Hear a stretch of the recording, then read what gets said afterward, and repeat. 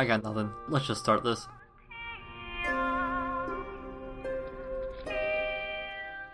This is one of those series where I don't want to explain too much of the premise here, because it's really better to just experience it for yourself, so I'm only going to lay out the bare basics. Kara no Kyoukai takes place in a city where a lot of weird supernatural shit happens. Our main characters, Ryoki Shiki, Kokuto Mikiya, and Aozaki Toko, whether as the target of these supernatural happenings or as relative bystanders, are involved in events time and again, making use of their supernatural abilities or lack thereof to try and contain the issue.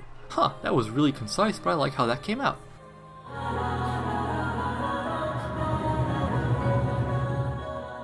Let's not tiptoe around the obvious positive. Kara no Kyoukai is, in my opinion of course, one of the best looking anime of all time, which isn't entirely surprising since this is Ufotable on a film budget. Ufotable's forte has always been as much or more backgrounds, lighting, and effects than sheer animation, and Kara no Kyoukai serves as a great example of this. When everything's in motion and it all comes tumbling down, yeah, it looks amazing, but even when it slows down, the design remains striking. There's actually a lot of stillness to a lot of the shots, but it does a great job of masking this with, again, that combination of lighting, effects, and even good old-fashioned cinematography. I highly doubt you'd be bored looking at these movies, whether the scene is a rainy, dimly lit alleyway or a bright, unremarkable office space. One particular thing that often stuck with me, besides the satisfyingly flashy action, was the exact opposite. The small motions implicit to everyday activities, like opening a water bottle or answering the phone. In Kara no Kyoukai, even these subtle movements have a certain grounded nuance to them, a relatable realism that contrasts rather nicely with the impossibility of the story and the setting. Naturally, this lifelike design philosophy carries through all the way up to and including that flashy action, like occasional stumbles that come about from running at a full sprint, or bruises on the neck after being nearly choked to death. However, I must mention that while Kara no Kyoukai is very pretty, it can also be very gruesome, and is certainly not a series for the faint of heart, because you will literally be seeing hearts, plus a few other miscellaneous organs. Kara no Kyoukai has no qualms being bloody and gritty. The third movie opens on a fairly explicit rape scene. This all works and fits for the feel of the films. It's not something where the violence feels gratuitous, but it's explicit enough to deserve a warning if you can't handle that kind of thing. Let's move on to the soundtrack, shall we? Kara no Kyoukai is composed by Yuki Kajiura. You know, Madoka Magica, SAO, Fate Zero, Last Season's Erased. Now, I am undeniably a Kajiura fanboy. I've found something to like from every soundtrack of hers I've heard, but even the more critical among us would have difficulty arguing that here, she knocked it out of the park. The music of Kara no Kyoukai produces a very nice, what's a good word, synergy with the animation, hitting the exact same beautiful but ominous tone. Simple chimes, epic chants, good old-fashioned violin and piano. There's never a scene where you'll think the music could be better or could have been used more effectively, even during the credits. The ending themes of all 7 or kind of 8 or kind of 8.5 films in the Kara no Kyoukai series are performed by Kalafina, a group which has since produced themes for Fate, Madoka Magica, and Aldnoah Zero, among others, but this was the start of it all. Kalafina was originally formed by Kajiura for the specific purpose of providing music for Kara no Kyoukai, so it is not at all surprising that their themes fit the series to a T, maintaining the eerie, alluring quality that defines the instrumental pieces. So, Kara no Kyoukai has great music and great animation. Combine the two and what do you get? Great atmosphere. I am rarely one to use this term because it can sound vague, but the aesthetic of these movies is utterly entrancing. Dark and dour, but not hopeless. It creates a world that draws you in and immerses you, urging you to keep going, keep watching, because you are spellbound. But what would this world be without characters to occupy it? I'm not going to spend time talking about every half-important person, and instead we'll focus on the main two, Ryoki Shiki and Kokuto Mikiya. Shiki is enigmatic, flippant, beautiful, rude, cute, badass. Those are all nice adjectives, but who is she? Well, Shiki is a girl with her fair share of problems. She's... Man, this is harder than I thought it'd be. Imagine a person who doesn't know exactly who they are, but they know what they want in the now, and what they ideally want to have in the future, but the two are seemingly incongruous. Your nature makes it hard to pursue what really makes you happy, but you keep trying regardless. That's Shiki. I know that was weird and vague, but Shiki is a character that I find hard to put into words, besides the basic adjectives I listed a few moments ago. Shiki is always interesting whenever she's on screen, whether she's chasing down an opponent or simply whining on her bed, and resolving the ultimate conflict of the week almost invariably comes down to her actions because she possesses mystic eyes of death perception, the same thing Tono had in Tsukihime, those eyes that let you cut anything in existence. Then we have Kokuto, who, you could call him the romantic interest, since ultimately that's what he is, but he's also the grounded moral pivot to guide Shiki, who is often vocal about her pressing bloodlust. For reasons that not even he entirely understands, Kokuto really loves Shiki, and he wants her to grow, to learn what it is to really be a person. He's a nice guy, but he's also not an idiot. He'll get angry when he has to, try to fight when he has to, even give an ultimatum if he feels he has to. But nonetheless, every step of the way, he is always there as a pillar of support for his love. I said I would only talk about those two, but as I say these words, I realize I should probably mention Aozaki too. Toko is Shiki and Kokuto's employer, and a magus. Magus? I've never actually had to say that word aloud. I don't have a whole lot to say on Toko. She's knowledgeable, she's cryptic, she's powerful, she's a tad sardonic, but in her own way, she's also kind.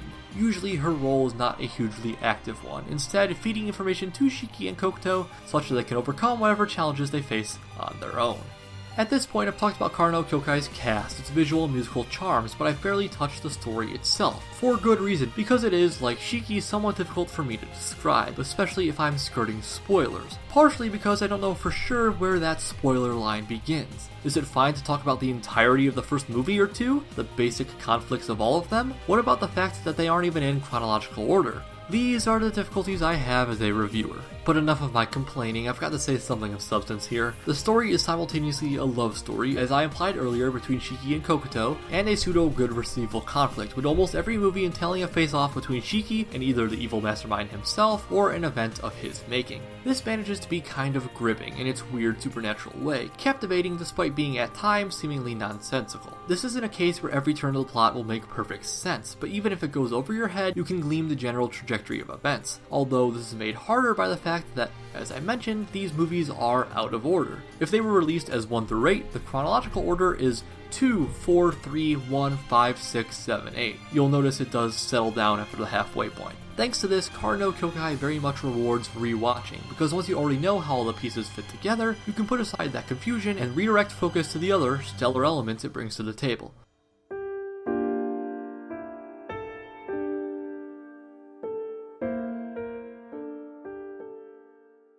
Kara no Kyoukai is adapted from a series of light novels written by Kinoko Nasu, the original writer of everything in this Tight Moon month. Nasu's style is, to put it lightly, verbose. The Fate/stay Night visual novel is longer than the entire Lord of the Rings trilogy. The man quite likes his long, in-depth conversations, which works okay in a text medium, a book or a visual novel, but is harder to nail in an anime. It can be done, I direct you to Nishio Ishin's Monogatari, but Nasu's writing can lack the addictive back-and-forth flow that I've experienced with Ishin's work. As such, there are some scenes in Kara no Kyoukai that, putting the visuals aside, toe the line of being boring or laughable. This can range from mildly pretentious philosophical musings about the topic of the week to just extended conversation about in-depth elements of the setting that are difficult to comprehend, especially if your experience with the Nasuverse is limited. This tendency to overtalk is exemplified in the worst way possible in Kara no Kyokai's half-hour epilogue. For the full span of its runtime, this epilogue is one long philosophical conversation without even any meaningful change in scenery to keep things visually fresh. This conversation does provide some snippets of closure for the story, since it is an epilogue, but ultimately comes across as self-indulgence, the ramblings of a writer who thinks he has a lot more to say than he actually does. Kokuto summarizes this rather effectively near the end of the first movie. すみません、話が見えないんですけど。 Join the club, man. Speaking of Kokuto, I'm not sure I'd call this a complaint with his character, but perhaps a mild annoyance was that basically he's a drab guy. I mentioned he was Shiki's pillar, her moral compass so to speak, but that's pretty much all he is. He's nice enough, but he's just not a terribly interesting person. A nice guy who says nice things and believes in the good of humanity. To put it bluntly, without Shiki to pick up the slack, Kara no Kyoukai would have been sorely lacking for memorable characters. And let me keep the minor issues coming with this. I thought the music was too loud. To my memory, this is never a complaint I've had with a series before, but in comparison to the volume of the voices, the music was too loud. Listen, I don't watch anime on my computer with headphones. I hook it up to a TV and plop down on the couch, meaning that anyone else around can hear it. So, when watching Kara no Kyoukai, I literally had to adjust volume on the fly for certain scenes, because when people were talking I could barely hear them, so I turned things up, but then when a fight ignites, the orchestra is blaring, and I have to quickly turn things down before I deafen anyone in the general vicinity. Was this a weird issue with a particular files I watched and not a general problem with the series? It's possible, I suppose, and if that is the case, feel free to ignore this section entirely.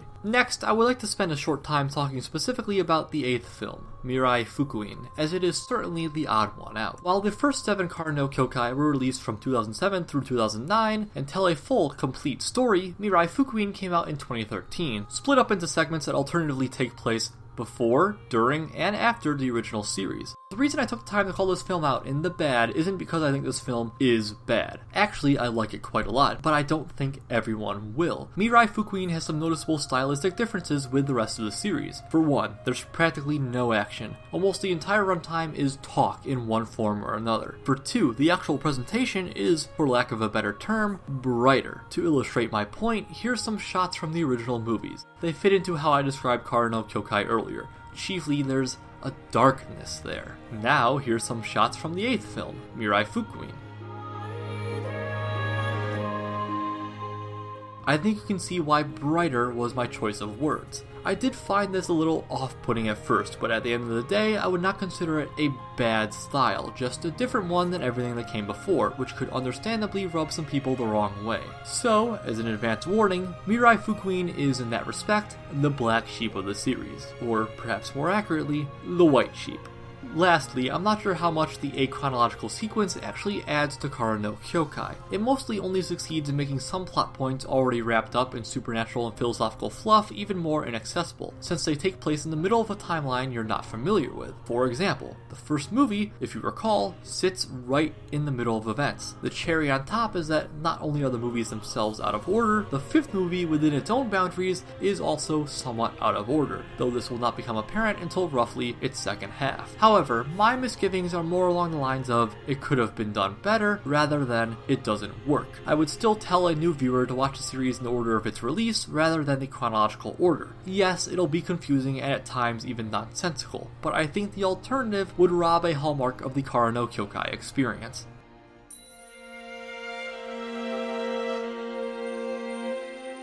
So, the too long didn't read is great visuals, great music, but plot and dialogue that can be hard to follow, if not outright boring or pretentious. However, while I don't want to say that dialogue is part of Kara no Kyokai's charm, it is part of the package and, for better or worse, intrinsically linked to the show's identity. For me. So after taking everything into account, as well as my own subjective enjoyment on a scale from F to S, at its best, Kara no Kyoukai is very much S-worthy, but at its worst, when it leans too heavily into the writing nonsense, is more B or even C. So overall, we'll go with A.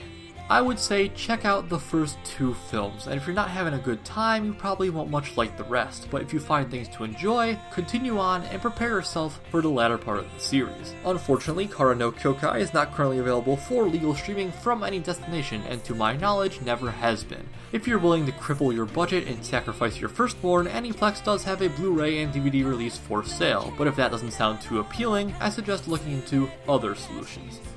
And that'll do it. Thanks for watching, have a great day, leave any feedback in the comments, subscribe if you want more, and if there's anything you'd like to see reviewed, by all means tell me. See you next time.